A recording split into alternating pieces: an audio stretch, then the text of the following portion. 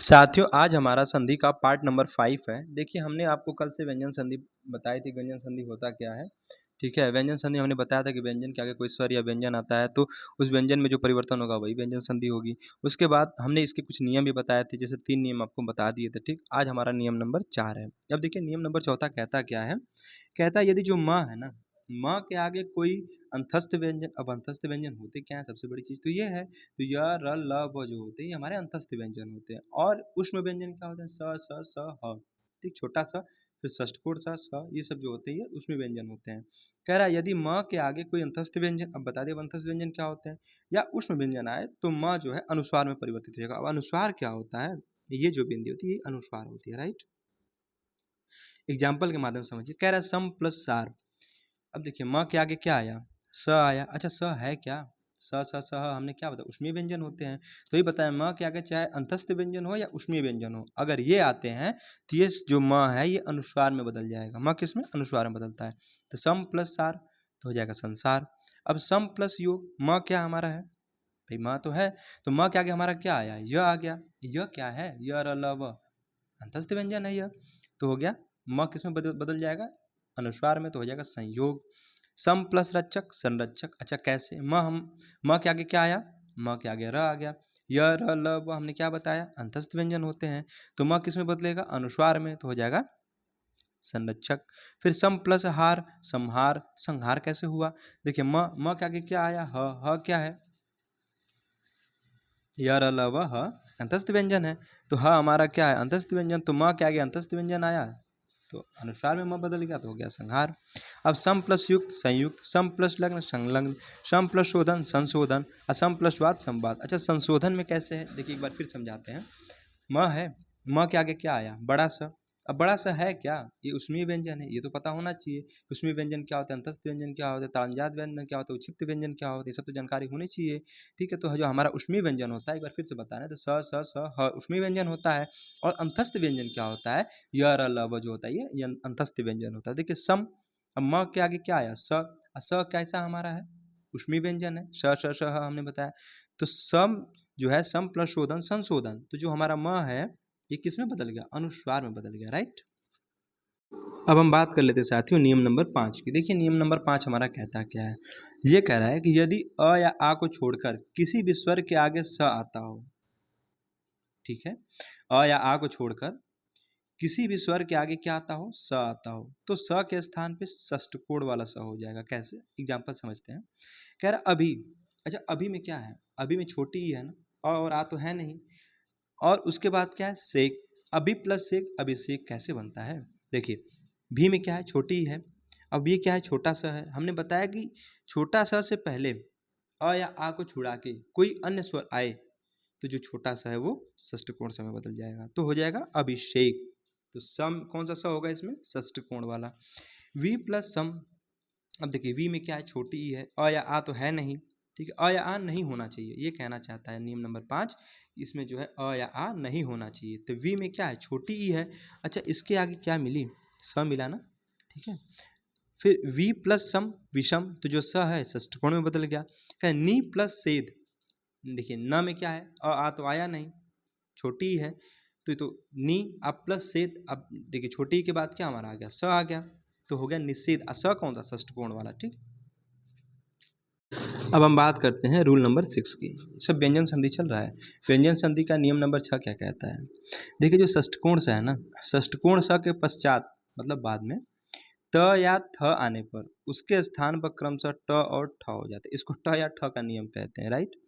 जैसे फिर से समझिए, कह रहा है षष्ठकोण स के पश्चात, जो षष्ठकोण से है उसके बाद त या थ आ जाए तो त के स्थान पे ट कर देंगे और थ के स्थान पे ठ कर देंगे, ये कहना चाहते हैं। एग्जाम्पल समझिए, जैसे कह रहा है आकृष्ट प्लस त, देखिए क्या है, षष्ठकोण से है, उसके बाद त या थ में से कोई आया तो ट या ठ कर देंगे। तो देखिए स के बाद क्या आया, त, तो हो गया आकृष्ट। अच्छा कैसे हुआ, आकृष्ट, अब प्लस त, अब त किस में बदल गया, ट में बदल गया, और थ किस में बदलेगा, ठ में बदलेगा, इसको हम त ठ का नियम कहते हैं, राइट। तो अब देखिए फिर दू प्लस त, षष्ठकोण से है, उसके बाद क्या आया, त आया, तो देखिए षष्ठकोण स के बाद जब त आ गया तो त किस में बदलेगा, ट में बदलेगा, तो दुष्ट हो जाएगा। फिर पृष प्लस थ तो होगा पृष्ठ। अच्छा कैसे हुआ, षष्ठकोण से है, इसका मिलन थ से हुआ ना, थ से, तो थ हमारा क्या है, हमने बताया जब थ से होगा तो थ हमारा ट में बदल जाएगा। मतलब ये कहना चाहते हैं कि पहले षष्ठकोण से होगा, उसके बाद जो षष्ठकोण सा का जो मिलन है वो त या थ से हो जाता है, तो जो त है ना वो ट में बदलेगा और जो थ है वो ठ में बदल जाएगा। ठीक, तो थ किस में, ठ में, और त किस में, ट में। ठीक, अब देखिए निकृष प्लस त, देखिए षष्ठकोण से आया, उसके बाद त से मिलन हुआ तो किस में बदलना चाहिए, ट में बदलेगा, तो निष्कृष्ट हो गया।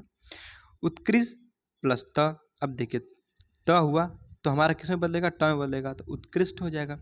सृष प्लस ती, अब देखिए स, अब यहाँ त, तो ठीक है, तो ट में बदलेगा, तो सृष प्लस ती सृष्टि।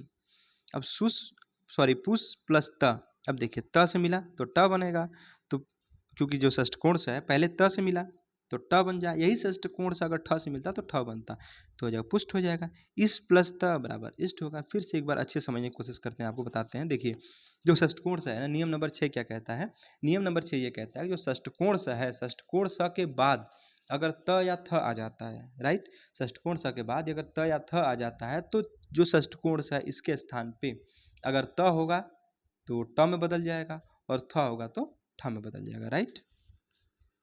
अब देखिए हम बात करते हैं नियम नंबर 7 की।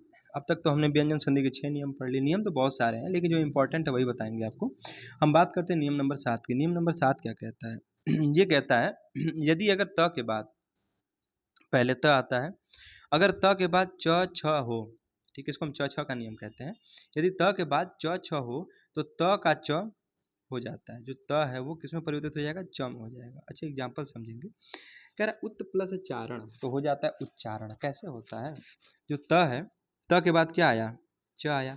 हमने बताया ना त के बाद च हो या छ हो, दोनों में से च हो या छ हो, तो जो त है ना ये सिर्फ और सिर्फ च में परिवर्तित होगा, वो आधा हो जाएगा ना, जैसे व्यंजन अगर आधा है तो आधा हो जाएगा। उत प्लस चारण बराबर उच्चारण। अब देखिए कह रहा है जगत प्लस छाया, त कैसा है, आधा है। त के बाद आया क्या हमारा, त के बाद जो हमारा है च आ गया, तो अब ये च किसमें, त किसमें बदलेगा, आधा च में, ठीक, तो उच्चारित हो जाएगा। सत्य प्लस चरित्र, अब देखिए त है, त के बाद क्या आया च, तो त किसमें बदलेगा, आधे च में, सच्चरित्र। शरत प्लस चंद, शरत चंद हो जाएगा। उत प्लस चाटन, उच्चाटन। कैसे हुआ, देखिए त के बाद च हुआ तो आधे च में परिवर्तित हो जाएगा, तो होगा उच्चाटन। एक बार फिर से समझ लीजिए, देखिए नियम नंबर 7 ये कहता है कि अगर त है ना, त के बाद या तो च हो या छ हो, दोनों में से त के बाद च या छ आए तो जो हमारा त है ना ये त आधे च में परिवर्तित हो जाता है, राइट। देखिए अगला नियम नंबर 8 क्या कहता है, ये कहता है अगर त है, ठीक है, पहले तो त है, अगर त के बाद यदि ज या छ हो, अब हमने त के बाद आपको च या छ बताया था, तो जो त है नियम नंबर 7 क्या कहता था कि च के बाद त के बाद च या छ आते हैं, तो जो च है ना वो आधे च में बदल जाएगा, जो त है आधे च में बदल जाता है। अब नियम नंबर 8 में ये कहता है कि यदि त के बाद यदि ज या झ हो तो त ज में बदल जाएगा, ठीक, उसमें त च में बदलता था क्योंकि च छ आता था, और यहाँ अब ज झ आ रहा है तो त हमारा किसमें, ज में बदल जाएगा। कैसे, सत प्लस जन, अब देखिए त के बाद क्या आया, ज आया, हमने बताया त के बाद क्या होना चाहिए, ज या झ होना चाहिए, ठीक है, तो ये हमारा ज में बदल जाएगा। कौन बदलेगा, त बदलेगा। तो सत्य प्लस जन सज्जन, कैसे हुआ, ये आधा त है, त का मिलन ज से हुआ, तो हमने बताया कि त के बाद ज या झ हो, इन दोनों में से कोई सा भी होगा तो वो किसमें, त बदलेगा किसमें, ज में, तो हो जाएगा सज्जन। विपत प्लस जाल, देखिए त है, त के बाद क्या मिला, ज मिला, त के बाद मिला ज, तो ज हमारा त किसमें बदलेगा, आधे ज में, तो हो जाएगा विपत जाल। तो विपत प्लस जाल बराबर विपत जाल। अब क्या, जगत प्लस जननी, अब देखिए त है, त के जस्ट बाद क्या है, ज है, तो त हमारा आधे ज में बदल जाएगा, तो होगा जगत जननी। उत प्लस ज्वल, उज्ज्वल। उत प्लस झटिका, अब देखिए झ आ गया ना, तो ये भी बदलेगा किसमें, ज में, चाहे ज हो या झ हो, लेकिन त जिसमें बदलेगा वो तो ज में ही बदलेगा, तो उज्झटिका बहुत पूछा जाता है। फिर से एक बार नियम नंबर 8 समझ लीजिए, कह रहा है यदि त के बाद ज या झ आए तो जो हमारा त है वो ज में परिवर्तित हो जाएगा। इसी तरह से इससे पहले भी हमने बताया था कि त के बाद च या छ आए तो जो त है वो च में परिवर्तित हो जाएगा। और नियम नंबर 8 में जो है ये कहता है कि त के बाद ज अ झ आता है ना, तो त हमारा ज में परिवर्तित हो जाएगा, राइट। अब देखिए हम नियम नंबर 9 की बात करते हैं। रूल नंबर 9 हमारा कहता क्या है, ये कहता है कि त के बाद, ये भी त वाला नियम है, कहता है त के बाद यदि ट या ध आए तो क्रमशः ट जो है, ट, ये साथियों यहाँ गलत लिखा है, जो ट है ना वो आधे ट में परिवर्तित हो जाएगा, ठीक है।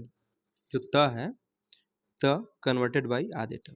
जैसे ये कह रहा है कि त के बाद यदि ट या ड आता है ना, तो जो त है ये क्रमशः आधे ट, अगर ट होगा तो आधे ट में और ड होगा तो आधे ड में बदलेगा। जैसे वृहत प्लस टीका, तो देखिए त के बाद क्या आया, ट आया, तो जो त है ये आधे ट में बदलेगा, तो वृहत टीका। अब देखिए उत प्लस डयन, तो देखिए त के बाद ड आया, तो त किस में, अब देखिए त अगर ट है, त के बाद ट आया तो ट में बदलेगा त, अगर त के बाद ड आया तो त ड में बदल जाएगा, वो भी आधा।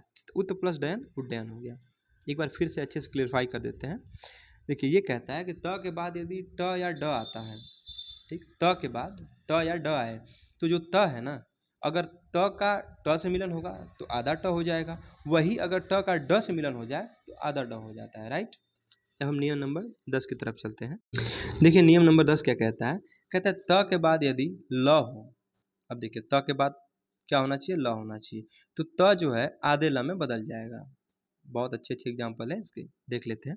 कह रहा उत प्लस लास, अब हमने क्या बताया, त के बाद क्या होना चाहिए, ल होना चाहिए, तो त किस में परिवर्तित हो जाएगा, आधे ल में होगा, तो हो जाएगा उल्लास। क्यों, क्योंकि त तो हमारा आधे ल में बदल गया, तो हो जाएगा उत प्लस लास बराबर उल्लास।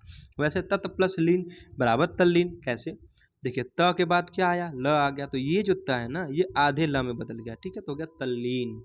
वैसे उत प्लस लेख उल्लेख, कैसे, ये त के बाद क्या आया, ल आ गया, तो ये जो त है ये आधे ल में परिवर्तित हो गया, राइट, तो हो गया उत प्लस लेख बराबर उल्लेख। उत प्लस लंघन बराबर उल्लंघन, तो कैसे बदला, जो त है, त के बाद जस्ट बाद ल आया, तो जो आधा त है वो आधे ल में परिवर्तित हो गया, तो हो गया उल्लंघन। तो नियम नंबर 10 क्या कहता है कि यदि त के बाद ल हो तो त किस में बदलेगा, आधे ल में बदल जाएगा, ठीक। त के बाद अगर ल हो तो त हमारे आधे ल में बदल जाता है, राइट। अब साथियों व्यंजन संधि का नियम नंबर 11, देखिए 11 क्या कहता है, कह रहा है यदि त के बाद स हो तो त का आधा च और आधे स में उसका छ में हो जाता है। यदि त के बाद बड़ा स हो, ठीक, आधा वाला, तो त का च और स का छ हो जाता है। अब इसको हम एग्जाम्पल से अच्छे समझेंगे। देखिए ये कहना चाहता है कि उत प्लस श्वास, त के बाद क्या है, स है, तो ये बदल जाए किस में, छ में, तो उत प्लस श्वास उच्छ्वास हो जाएगा, ठीक। और ये देखिए ये जो च है ना, त ये आधे च में भी परिवर्तित होगा, ये भी ध्यान रखिएगा। फिर से समझाते हैं। नियम नंबर 11 कहता क्या है, देखिए साथियों अच्छे समझाते हैं। नियम नंबर 11 कहता क्या है, कह रहा है यदि त के बाद स हो, ठीक है, यदि त के बाद बड़ा वाला स हो तो त का ना च में परिवर्तन होगा। जो पहला त है ये तो च में बदल जाएगा, लेकिन जो स है ये छ में बदल जाएगा, ठीक है। अब देखिए उत प्लस श्वास, त के बाद क्या आया, स हो गया, तो त हमारा ये तो च में बदल गया और स हमारा छ में बदल जाएगा, ठीक है, तो उच्छ्वास हो जाएगा। फिर वैसे आगे कह रहा है उत प्लस शास्त्र, अब त के बाद स आया ना, तो त हमारा तो आधे च में बदलेगा, ठीक, उसके बाद स हमारा आधे छ में बदल जाएगा, तो हो जाएगा उच्छास्त्र हो जाएगा। फिर उत प्लस शिष्ट उच्छिष्ट, कैसे, देखिए त के बाद क्या आया, स आया, तो त किस में बदलेगा, आधे च में बदल जाएगा, उसके बाद स किस में बदलेगा, आधा छ में बदलेगा, तो हो जाएगा उच्छिष्ट हो गया, राइट। तो नियम नंबर 11 समझ में आया कि त के बाद यदि स आए, कौन सा, बड़ा वाला, त के बाद यदि बड़ा स आता है तो त तो बदल जाएगा च में, लेकिन जो स आता है ना, जो स है वो बदल जाएगा छ में, राइट। अब हम बात करते हैं नियम नंबर 12 की। ये कहता है त के बाद यदि ह हो तो त के स्थान पे द और ह के स्थान पे ध हो जाता है। समझिए यदि त है, ठीक है, त के बाद यदि ह आ जाता है, ठीक है, तो त का किस में बदल जाएगा, त बदल जाएगा द में, और उसके बाद जो ह है, ह बदल जाएगा ध में। जैसे एग्जाम्पल समझते हैं अच्छे से। कह रहा तत् प्लस हित, अब हमने क्या बताया, त बदलेगा किस में, ह में, सॉरी त हमारा बदलेगा द में, और उसके बाद जो देखिए साथियों हमने बताया आपको कि त के बाद यदि ह हो तो त के स्थान पे क्या द हो जाता है, ठीक है। तो देखिए तत् प्लस हित, तो त के स्थान पे क्या हो जाएगा, द हो जाएगा, और ह के स्थान पे ध हो जाएगा, तो तद्धित। उत प्लस हार, तो त के स्थान पे क्या हुआ, द हो गया, ठीक, और ह के स्थान पे क्या हो गया, द हो गया, तो हो गया उद्धार। उत प्लस हत, उद्धत। कैसे, देखिए त के बाद क्या आया, ह आया, तो त हमारा बदलेगा द में, और ह हमारा बदलेगा ध में, वो भी आधा, तो हो जाएगा उद्धत। उत प्लस हरण, उद्धरण। कैसे, त के बाद आया ह, तो जो त है, त तो बदल गया द में, और ह बदल गया ध में, वो भी आधा वाला, ठीक, उद्धरण हो गया। फिर से एक बार समझाते हैं, नियम नंबर 12 क्या कहता है। कहता है यदि त के बाद ह हो, त के बाद ह हो, तो त जो है ना, त के स्थान पे तो द हो जाएगा, लेकिन जो ह है उसके स्थान पे आधा वाला ध हो जाएगा, राइट। अब हम बात करते हैं नियम नंबर 13 की। ये बहुत शानदार नियम है। देखिए नियम नंबर 13 क्या कहता है, रूल नंबर 13 ये कहता है, यदि री र स के बाद, कौन सा, री र और स कौन सा, षष्ठकोण वाला, क्या है, री र और षष्ठकोण स के बाद न व्यंजन आता है, तो न का ड़ हो जाता है। बहुत ही सिंपल है, जो न है ना, ये ड़ में बदल जाएगा, ठीक। जैसे एग्जाम्पल समझिए, कह रहा है भर प्लस अन्न, तो क्या हुआ, री र स, र आया, र के बाद क्या होना चाहिए, ठीक है, न व्यंजन आता है, तो न किस में बदलेगा, ड़ में बदलेगा, तो हो जाएगा भरण। भूष प्लस अन्न, भूषण। प्र प्लस मान, प्रमाण। री प्लस न, ऋण। देखिए री है, री के बाद न आया, तो न बदलेगा ड़ में, तो हो गया ऋण। उसी तरह से कृष प्लस ना, कृष्णा। विष प्लस नु, विष्णु। प्र प्लस न, प्रणय। प्र प्लस न, प्रण। हर प्लस न, हरण। पूरा प्लस न, पुराण। परि प्लस न, परिणय। अब परि प्लस न, परिणित। अच्छा, हमने आपको ये बताया था सिंपल सी बात कि री र या षष्ठकोण स के बाद यदि न व्यंजन आता है, तो जो न है ना, ये ड़ में बदल जाएगा, बस, और कुछ नहीं। जैसे प्र है, ठीक, प्र के बाद क्या आया, न। अच्छा, प्र में कहेंगे कि कहाँ को री र स में कुछ मिला नहीं, तो देखिए भैया जो ये है ना, ये हमारा क्या है, ये भी तो र है, र का एक प्रकार ही तो है। तो र के बाद क्या आया, न आया, तो ये किस में बदल गया, न, ड़ में बदल गया, तो हो गया प्रणय। उसी तरह से पूरा प्लस न, देखिए र मिला, र के बाद क्या है, न, तो न किस में बदलेगा, ड़ में, तो हो गया पुराण, ठीक है। तो नियम नंबर 13 क्या कहता है कि यदि री र स के बाद अगर न व्यंजन आता है, तो न किस में बदल जाएगा, ड़ में बदल जाएगा, राइट। देखिए साथियों, हमने स्वर संधि और व्यंजन संधि दोनों समाप्त कर ली। अब हम बात करते हैं तीसरा जो है विसर्ग संधि। इसके थोड़े थोड़े से एग्जाम्पल हैं, थोड़े से इसके भी नियम है, कुछ समझ लेते हैं विसर्ग संधि होती क्या है। देखिए विसर्ग संधि पहली बात कहते किसे हैं।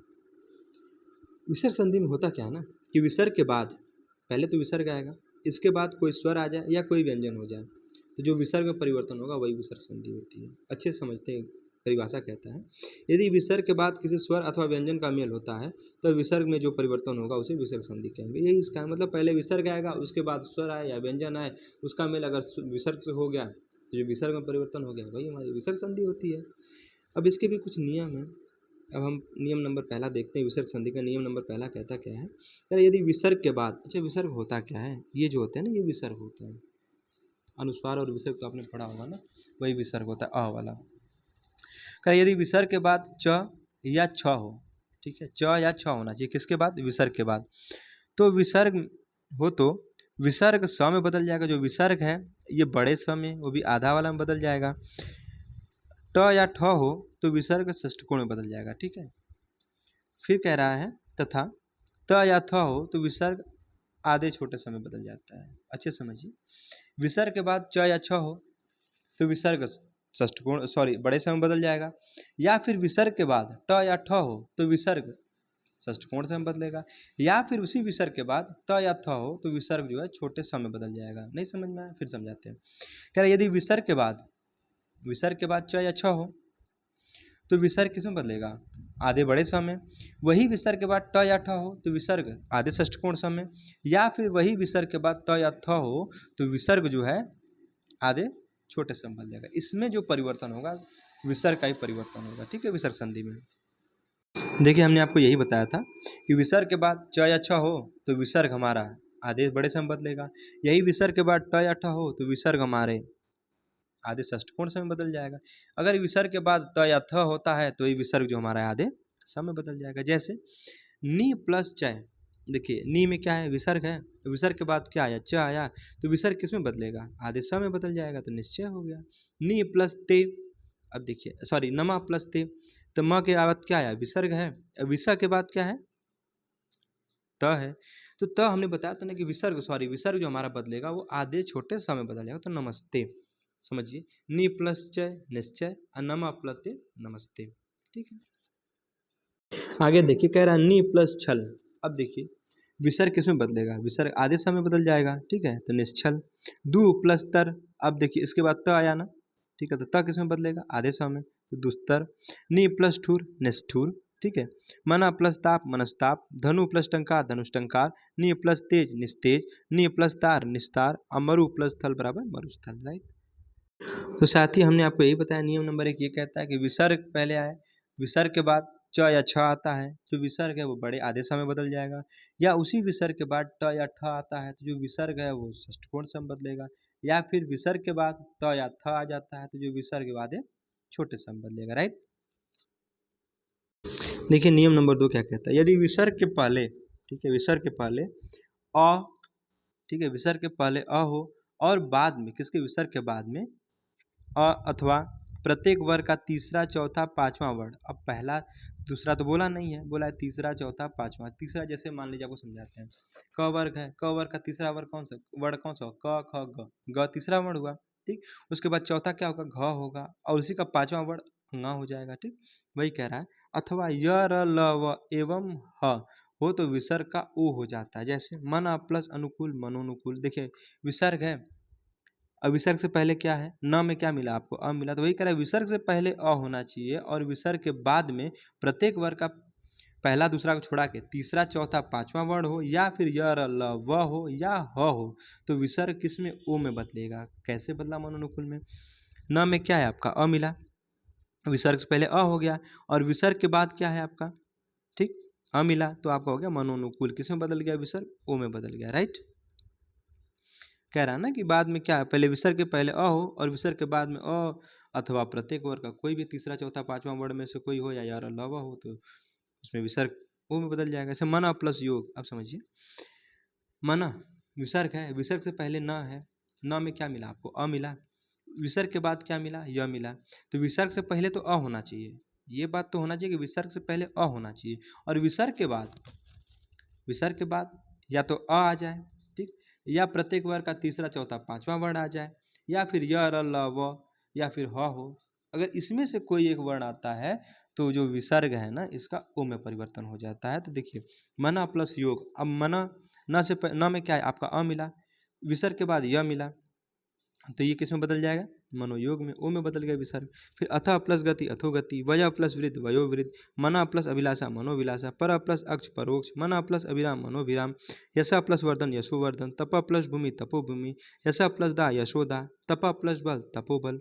एक और अच्छे समझा देते हैं आपको, देखिए जैसे हम ले लेते हैं मना प्लस अभिराम को।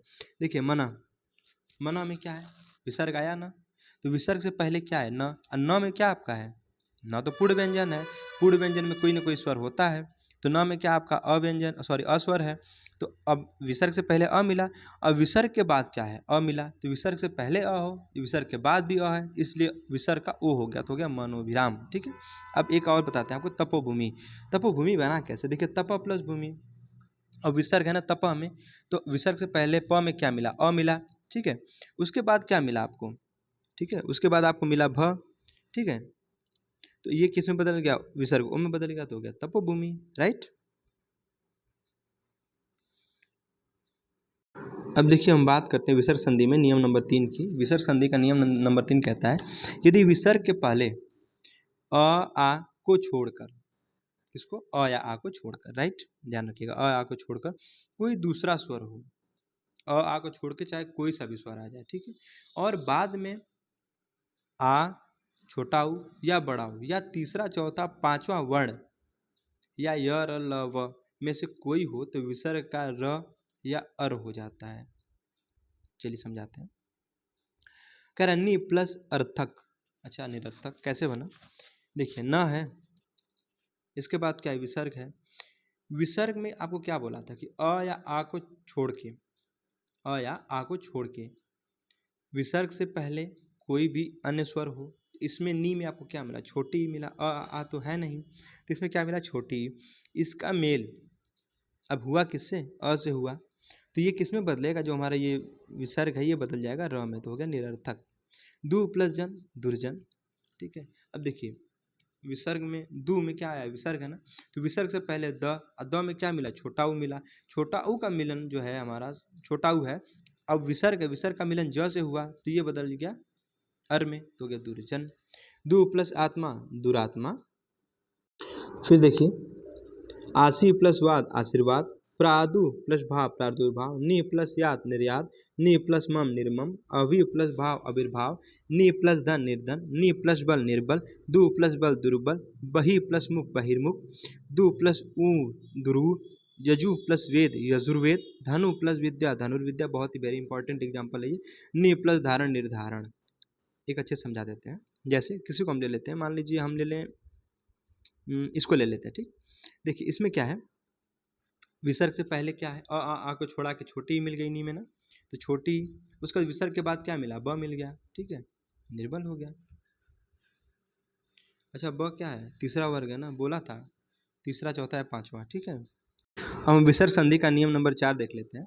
कहता है यदि विसर्ग से पहले, किससे? विसर्ग से पहले छोटी ई या छोटा ऊ हो, ठीक, तो क ख प फ के रहने पर विसर्ग का षष्ठकोण हो जाएगा। विसर्ग किसमें? षष्ठकोण में समय परिवर्तन हो जाएगा। जैसे दु प्लस कर्म, तो विसर्ग से पहले क्या है? छोटा ऊ है, उसके बाद क्या बोला? क ख या प फ, अगर ये है तो जो विसर्ग है ये आधे षष्ठकोण से बदल जाएगा। तो दु प्लस कर्म दुष्कर्म, राइट। फिर नि प्लस कपट निष्कपट, नि प्लस कंटक निष्कंटक, बहि प्लकार बहिष्कार, दु प्लस प्रकृति दुष्प्रकृति, आवि प्लस कार आविष्कार, नि प्लस फल निष्फल, नि प्लस प्राण निष्प्राण। कैसे हुआ? देखिए बहि प्लस कार बहिष्कार, ठीक है, दु प्लस प्रकृति दुष्प्रकृति। एक आपको समझाते हैं अच्छे से, जैसे कह रहा है नि प्लस फल निष्फल। कैसे हुआ? देखिए विसर्ग से पहले क्या हुआ?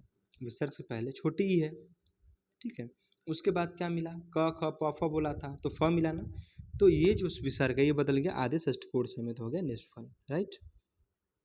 हम बात कर लेते हैं नियम नंबर 5 की। कहता क्या है? यदि विसर्ग के बाद र हो तो विसर्ग लुप्त हो जाता है और उसके पहले का जो स्वर है वो दीर्घ हो जाता है। मतलब जो छोटा स्वर है ना वो बड़े में मतलब दीर्घ में बदल जाएगा। जैसे समझते हैं एग्जाम्पल से, कह रहा है नि प्लस रोग निरोग। अच्छा एक बात बताइए, ये कह रहा है कि विसर्ग के बाद र हो, तो विसर्ग के बाद क्या हमारा र है ना, र। विसर्ग के बाद र हो और जो विसर्ग होगा ना वो तो लुप्त हो जाएगा। अगर र हुआ तो विसर्ग लुप्त हो गया, तो विसर्ग तो यहाँ गायब हो गया। फिर कह रहा है कि जो अपना जो छोटा स्वर है ना वो मतलब दीर्घ में बदल जाएगा। जो हर्ष स्वर है वो दीर्घ में बदलेगा। तो नी में क्या है? हर्ष स्वर है, तो ये बदल जाएगा दीर्घ में, तो हो जाएगा निरोग। नी प्लस रज नीरज, नी प्लस रस नीरज, अनि प्लस रुज निरुज, राइट।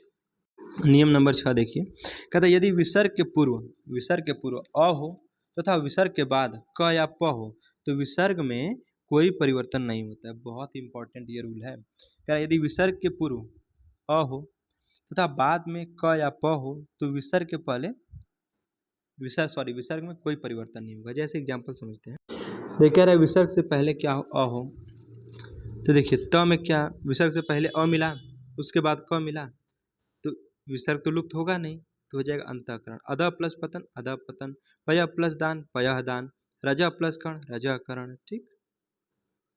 अपवाद में क्या है? देखिए नम एवं पूरा में विसर्ग का स हो जाता है, ठीक। जैसे नम प्लस कार नमस्कार हो जाती है, अपवाद है सब।